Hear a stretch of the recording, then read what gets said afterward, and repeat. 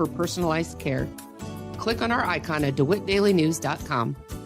SIU Family Medicine wants the best health for you and your family. Be a champion. Protect your loved ones. The SIU Center for Family Medicine of Lincoln is accepting new patients. Click their icon at DeWittDailyNews.com to schedule your appointment.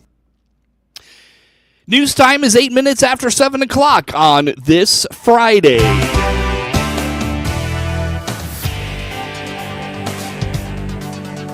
Top of the morning from the newsroom of Regional Radio and DeWittDailyNews.com. I'm Seth Lawrence with this expanded 7 o'clock newscast brought to you by Baum Chevrolet Buick in Clinton, your Silverado headquarters. Here's what we have coming up for you in news on this Friday. Warner Hospital CEO Paul Skowron says it's been a typical winter at the hospital, perhaps the first since COVID. Our high school road tour made its final stop for the month of January in Argenta-Oreana yesterday. Hear about all the happenings in Bomberland here coming up in news. And the University of Illinois Extension's popular Beekeeping series' registration deadline is today. Those stories and more come up in news on this Friday. First, we stream to Facebook and YouTube, brought to you by Peterson Insurance, your Pekin Insurance agents in Clinton. It's been a typical winter at the Clinton Hospital this year. That's according to Paul Skowron, who told Regional Radio on the WHOW Morning Show Thursday they are dealing with the typical flu-like illnesses, that some are flu and some just regular respiratory illnesses. A typical January. I'm like many of the patients that came through the walk-in clinic early January or mid-January. All the congestion and almost flu-like symptoms presented themselves, but it wasn't the flu. As you said, our bodies tell us that we have to get some rest as well as the proper meds and things like that. And I am on the mend, as I see you are. Fortunately, not COVID-like, so I say very seasonal in that we had talked earlier in the late fall about how I was hoping for normal weather, a normal winter weather pattern, which we did have. And, of course, that forced people to be inside during the holidays. Everyone got together, shared some germs, and all of those things combined to present a normal January where the walk-in clinic is about 25% busier, 400 visits a month. But most of it is your typical seasonal pre-COVID flu-like symptoms. Mm-hmm. So it's almost good to see the normal symptoms we used to see historically in this winter period. As a new administration with unique ideas about health take over in Washington, D.C., Skowron is carefully listening to their comments about funding for the healthcare industry in the country. Cost-cutting discussions. There was a blip here in the last week about will Medicaid reimbursement be the same? Mm-hmm. You know, that's 20%, 22% of our population. Very important. Mm-hmm. It's important to the state of Illinois. Yes, those things. And Medicare Advantage, watching carefully on what the developments might be for Medicare Advantage. We have an increasing number of Medicare Advantage patients that have signed up for these different programs and different insurance companies over the last couple of years. It's not clear on what the new administration, how it views Medicare Advantage. It's looking, and it's only beginning because they don't even have their HHS secretary yet, but it's clear that the team is looking for ways to reduce expenditures if Medicare and Medicaid end up being programs that get hit. We need to know, we need to prepare. Just this week, Skowron celebrated 10 years as the CEO of the city-owned hospital. Next week, we'll hear from him as he reflects on his decade in DeWitt County.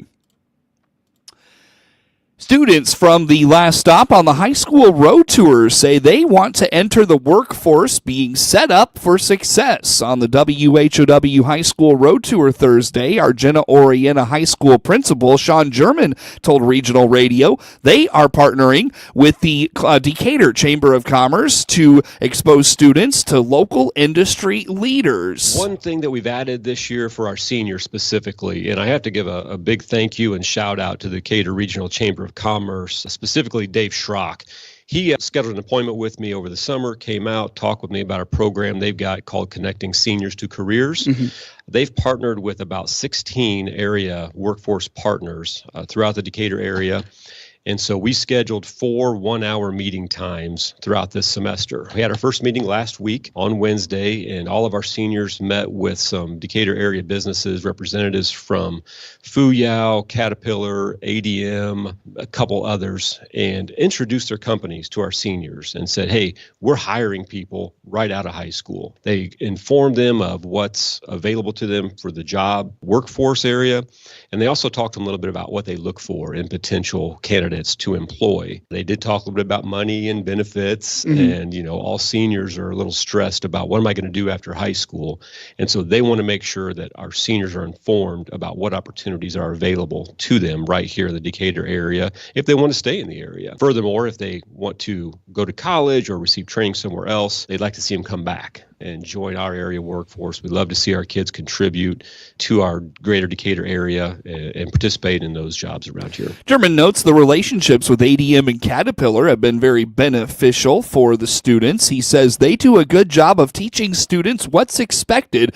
when they do enter the workforce. Sure, we've had some really good relationships, specifically with ADM and Caterpillar lately. Several of our students go to the Heartland Technical Academy out here at Richland, and of course they've got some great contacts with area businesses as well. But specifically, Caterpillar and ADM have done some programs where they introduce some of our students to programs that they have available to them, job opportunities, and helping them really get in tune with what is expected of somebody in the workforce once they get out of high school and could potentially make a career out of those opportunities.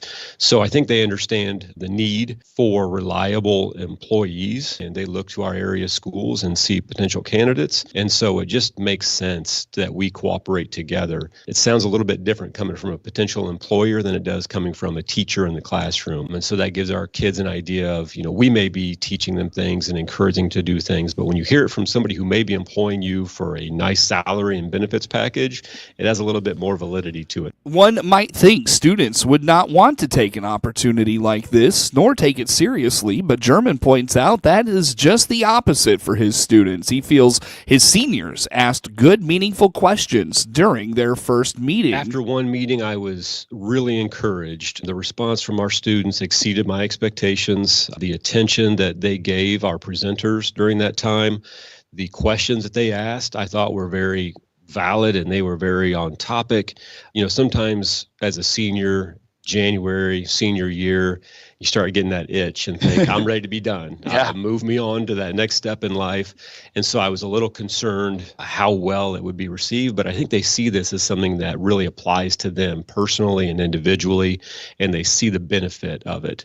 And so when you've got adults talking about their jobs and what jobs could be available to them as students and what's required as far as attendance, expectations for on-the-job behavior, resumes, and what they need to do in the sense of an interview, I think all those things they recognize and know the value of it. So I think they're invested and I think they're committed. And with 3 additional meetings, I'm really excited to see how it turns out for them and see which students do get that opportunity to be employed right out of high school. German explains his students have a good understanding of what is expected of them, and they have no trouble living up to that standard.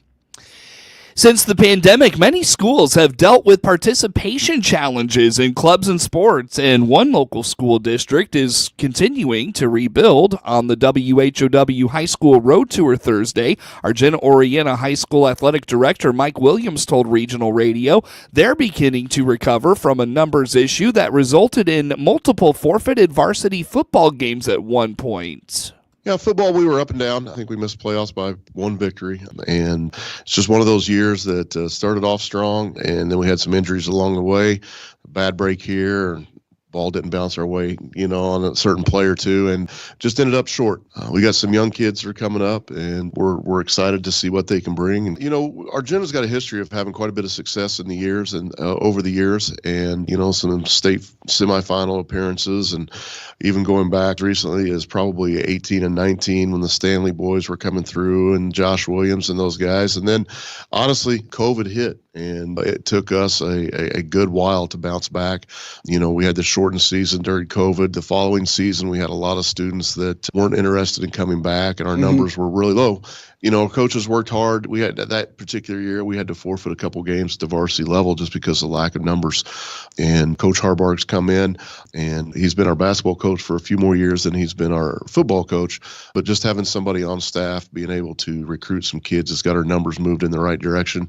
And we were able to play a full varsity and full JV schedule this past year. And it's looking like I don't see any concerns in the next couple of years either. So we're definitely trending in the right direction. The issue goes further than the football team. Williams explains the boys' soccer team had just 11 players this season. However, he looks forward to welcoming 8th grade students that will be coming out next year. Our soccer program, we graduated like 7 seniors last year, so they got off to a rough start.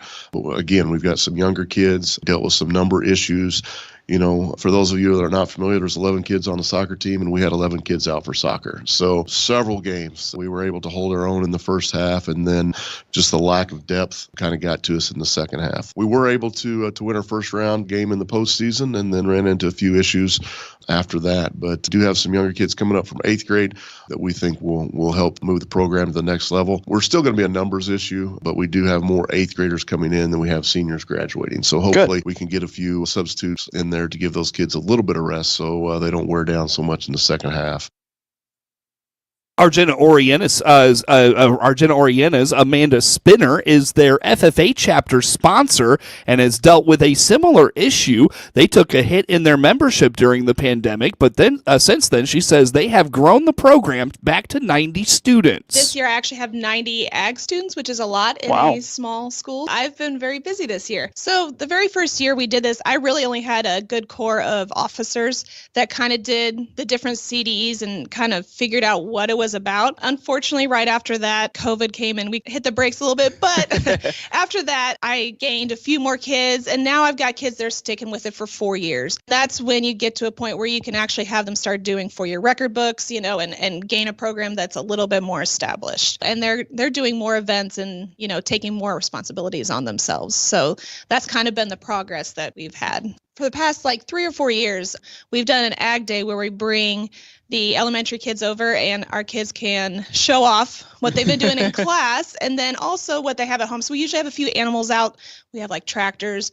We have them do some practice contests where they can tell us, hey, is this hay or alfalfa? Or what kind of plant is this? And what, so they get to do some mock competitions. The more we expose them earlier, the more that they're aware of what it is when they get to this stage where they can take classes that are more focused on it. My goal is always just to find things that they're interested in and expose them to it, which is part of what the contests are that we go to. Even though I have kids that have no clue what a horse should look like, they go to that contest and kind of see what that world's about. So it's very good exposure ahead of time so that when they get to this age, they can say, oh yeah, I kind of enjoyed this. Is this an interest that I would have? And that's my whole goal, is just to figure out if there's something that they would like to do. The Argenta-Oreana High School staff also looks forward to the future of their programs and the student body coming in. You can get more information about all things Argenta-Oreana schools by visiting argenta-oreana.org and find them on social media.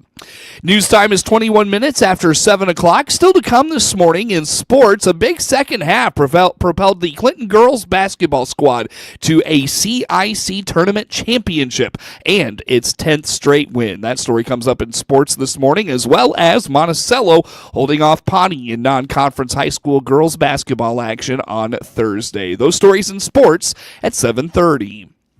The deadline to register for a long-running program through the University of Illinois Extension is Friday. That's today. That highlights a growing hobby in the Midwest. Terry Miller-Casey is Extension Director for the University of Illinois Extension in Logan, Menard, and Sangamon counties, and indicates they have a series coming up that focuses on the growing hobby of beekeeping. We've got a really exciting program. We've been doing it for almost 20 years now, may even be 20 years. Our introduction to beekeeping classes are starting again. They go February 13th through March 20th, and they meet every Thursday from 6 until 7:30 p.m. That's at our Sangamon County office in Springfield.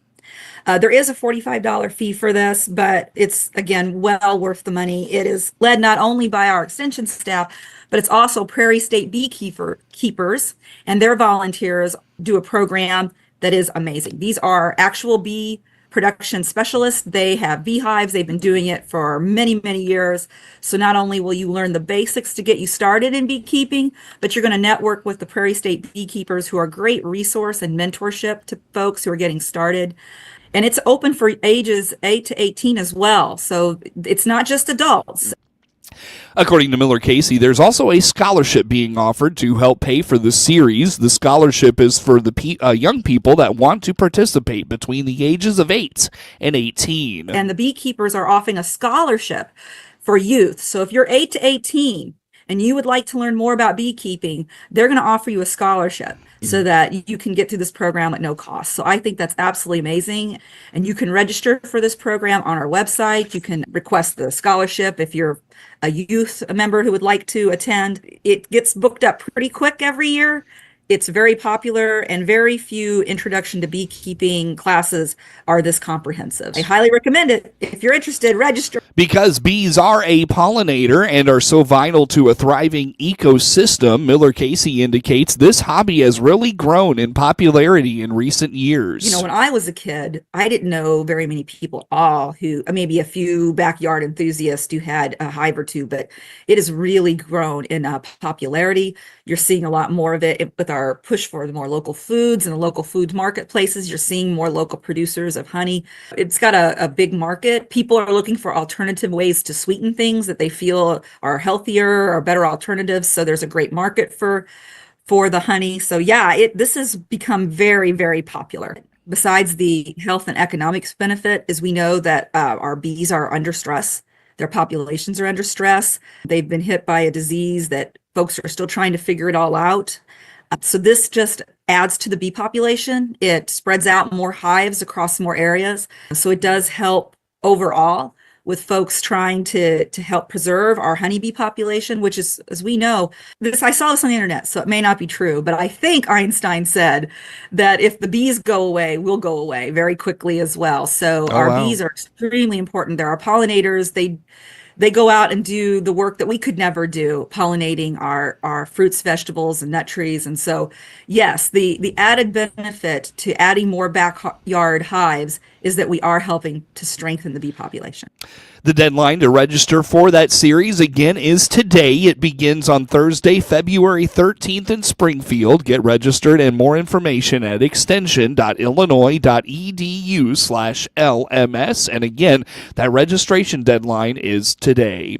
25 minutes after 7 o'clock, a break here to wrap things up coming up on the morning show. Happy New Year from all of us at Baum Chevrolet Buick here in Clinton and Farmer City. This is Scott Baum. Most of our customers trade for a different SUV or truck because their needs change each year. That's good because we have transportation options for you. Plus, we need your trade. Our selection of top quality pre-owned trades come from you. Come see our ever-changing new Chevrolet and Buick inventory today. BaumChevyBuick.com. Right from the start. News time, 26 minutes after 7 o'clock on this Friday. Again, I'm Seth Lawrence with you folks today for this expanded local newscast.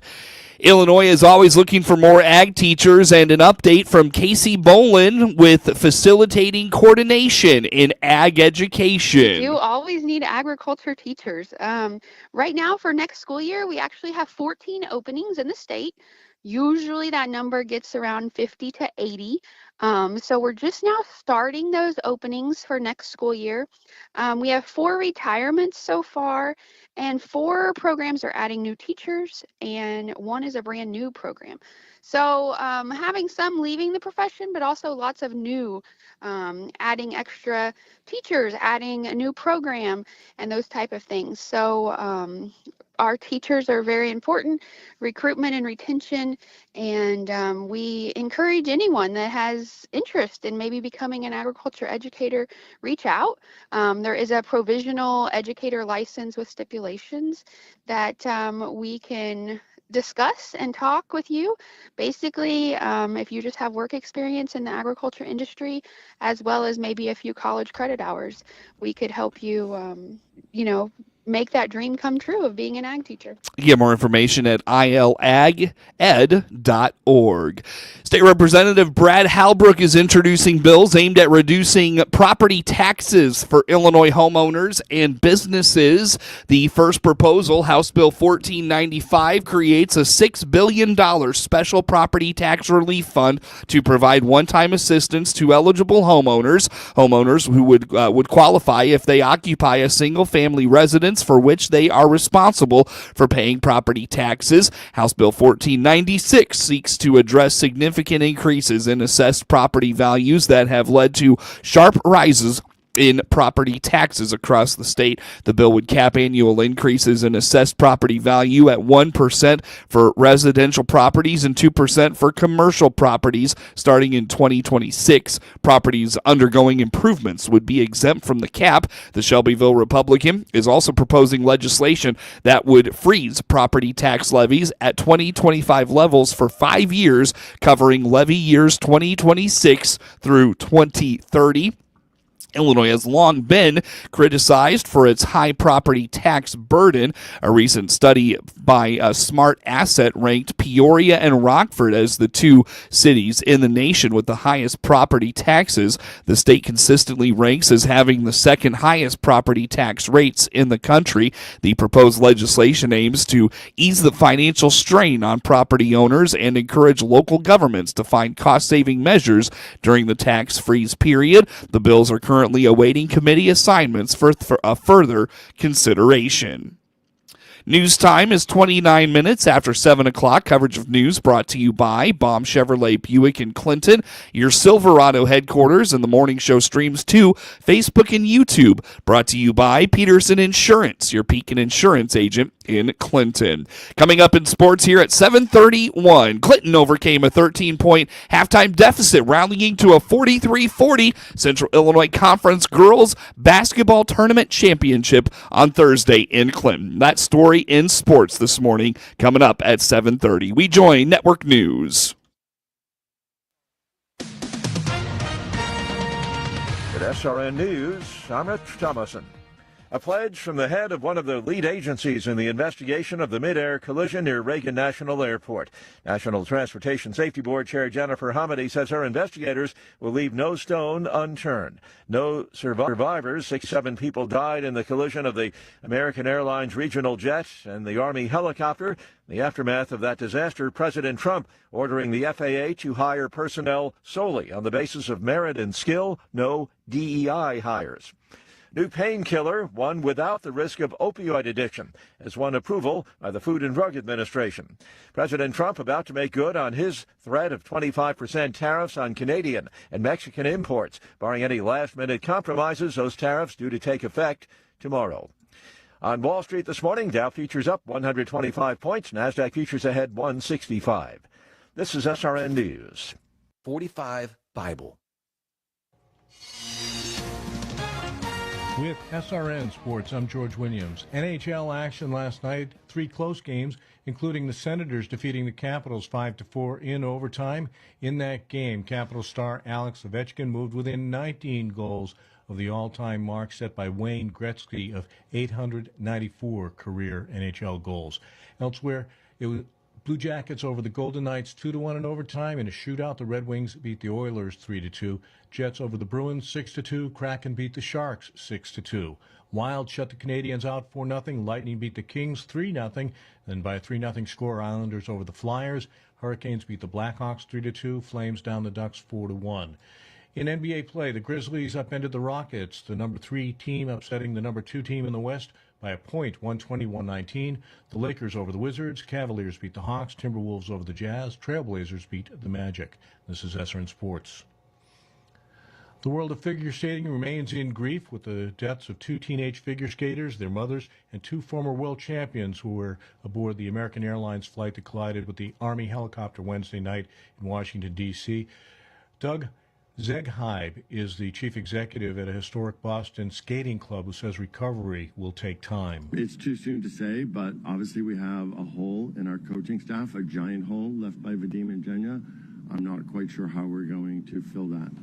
That's Vadim Namov and Evgenia Shishkova, who were 1994 World Pairs champions. Other former champions who joined the greeting in the press conference yesterday, the first American woman to win an Olympic gold medal in 1956, a polio patient who recovered, Dr. Tenley Albright. She was joined by two-time Olympian Nancy Kerrigan. Also, sadly, in the world of figure skating, Dick Button passed away. He was a 5-time consecutive world champion, 2-time Olympic gold medalist, and sports.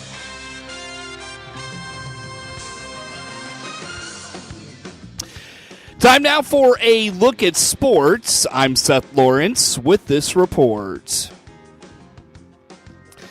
Clinton overcame a 13-point halftime deficit and rallied past Tuscola 43-40 in girls Central Illinois Conference Tournament Championship action at Clinton High School Thursday night. The Lady Warriors led 26-13 at the half, but Clinton outscored the Lady Warriors 12-9 in the third quarter to pull within 35-25 and used a 15-8 score in the fourth to take the game over. Avery Smith paced the Lady Maroons with 17 points. Lila Kluver added 9, and Clara Dempsey finished with 7. Ava Boyer led Tuscola with 19 points, and Taylor Gordon poured in 13 points.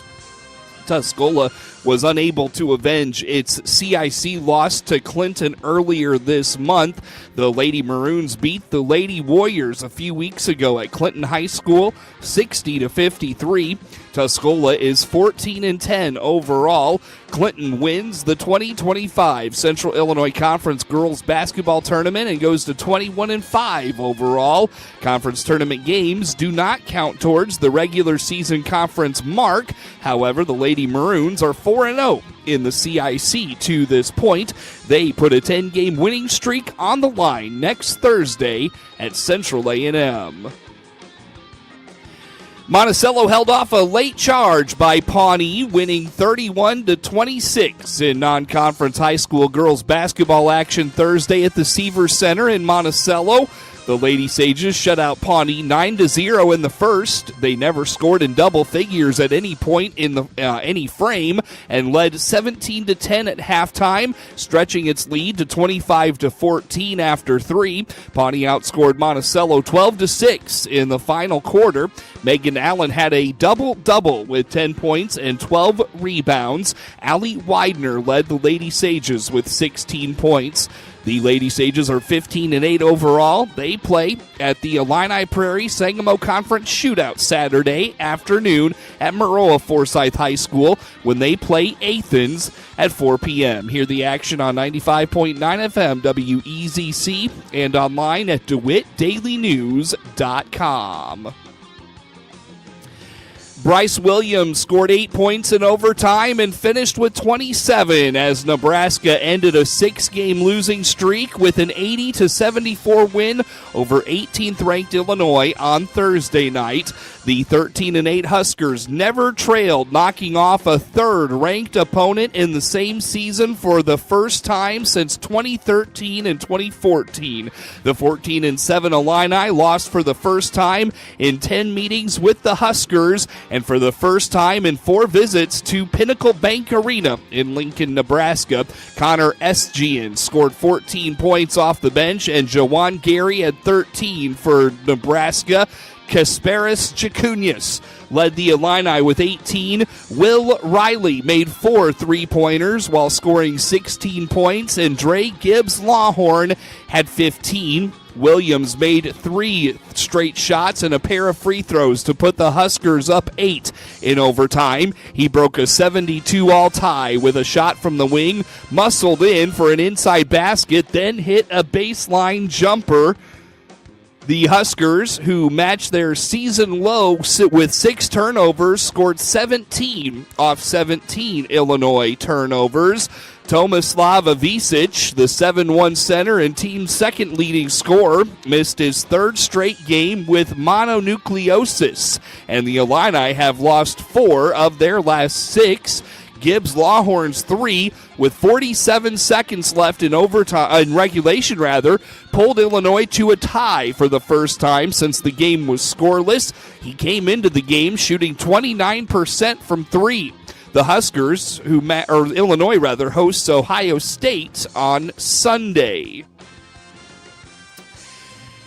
Mikko Rattanen scored his first goal with Carolina, helping the Hurricanes beat the Blackhawks 3-2 on Thursday night. Seth Jarvis and Jacob Slavin scored for the Hurricanes, who won for the sixth time in 7 games. Pyotr Kochetkov had 18 saves. Connor Bedard and Ilya Mikheyev scored for Chicago. Arvid Soderblom stopped 24 shots. The last-place Blackhawks likely will be a popular seller in the run-up to the NHL trade deadline, as 8 different teams had scouts at Thursday's game. The Blackhawks traveled to Florida on Saturday. Get sports anytime from your computer or mobile device at DeWittDailyNews.com.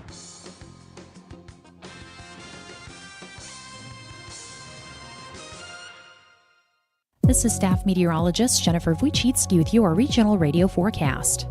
A dense fog advisory remains in effect. Chance of rain with fog in spots early today. Otherwise, cloudy skies expected. Highs around 47. West winds 8 to 15 miles per hour. Slight chance of rain. Tonight, lows dip down to about 28, mainly clear skies. Hear weather twice an hour or online anytime at DeWittDailyNews.com. Right now, 42. I'm weatherology meteorologist Derek Height with a significant